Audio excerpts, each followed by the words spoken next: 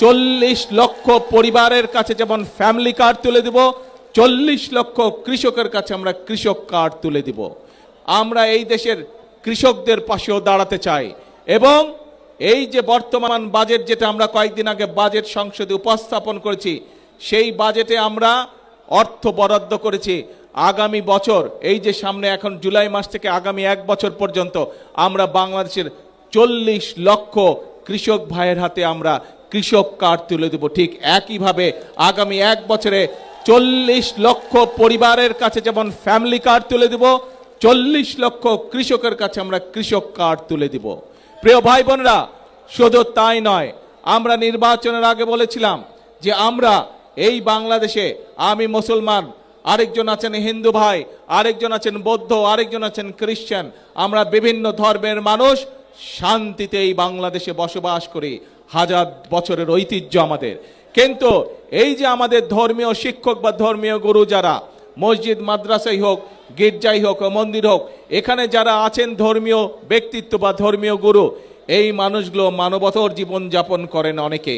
আমরা বলেছিলাম বিএনপি সরকার গঠনে সক্ষম হলে এই মানুষগুলোকে আমরা সরকারের পক্ষ থেকে সম্মানের ব্যবস্থা করব। প্রিয় ভাই বোনেরা, আপনারা দেখেছেন আমাদের সেই প্রতিশ্রুতি আমরা রক্ষা করেছি।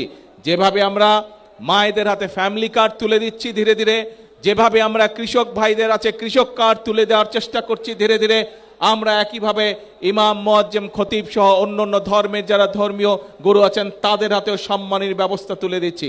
আপনারা আজকে আপনাদের স্বচক্ষে দেখলেন যে আমরা যারা মেধাবী স্টুডেন্ট, যারা কিন্তু অর্থনৈতিক কারণে ঠিকভাবে বই কিনতে পারে না, পড়ালেখা করতে পারে না, এরকম চা শ্রমিক পরিবারের যারা সন্তান, তাদের হাতেও আমরা তুলে দিয়েছি অর্থ সরকারের পক্ষ থেকে।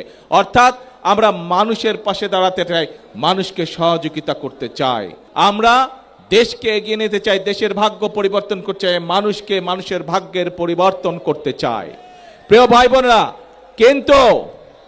কিন্তু প্রিয় ভাই বোনেরা, আপনারা কি মনে করেন যেই কাজগুলো, যেই বিষয়গুলো আপনাদের চোখের সামনে দেখেছেন, আগামী 5 বছর বিএনপি এই কাজগুলো অব্যাহত রাখুক? আপনারা কি এটা চান? কে মায়েরা, আপনারা কি চান বাংলাদেশের সকল মায়েদের কাছে আমরা ফ্যামিলি কার্ড পৌঁছে দেই? আচ্ছা, ধন্যবাদ।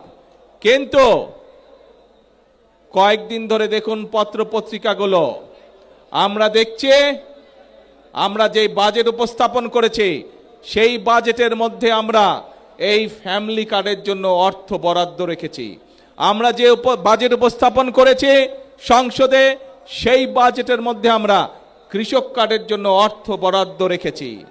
আমরা যেই ফ্যামিলি বাজেট উপস্থাপন করেছি সেই বাজেটে আমরা আমাদের দেশের ছেলেমেয়েরা, স্টুডেন্টরা যাতে স্কুল কলেজে ভালো করে লেখাপড়া করতে পারে, যাতে খেলাধুলা করতে পারে, তার জন্য অর্থ বরাদ্দ রেখেছি। আমরা যেই বাজেট পেশ করেছি জাতীয় সংসদে, সেখানে এই যে হাজার হাজার আপনারা মানুষ, সারা বাংলাদেশে যে কোটি কোটি মানুষ, তারা যাতে সঠিকভাবে চিকিৎসা পেতে পারে, সেই জন্য এই প্রত্যেক উপজেলা পর্যায়ে যে 50 বেডের হসপিটাল আছে, সেটিকে ইনশাল্লাহ আগামী 5 বছর আমরা 100 বেড করব। তার জন্য আমরা অর্থ বরাদ্দ রেখেছি, যাতে করে এলাকার মানুষ, উপজেলার মানুষ, গ্রামের মানুষ স্বাস্থ্য সেবা পেতে পারে।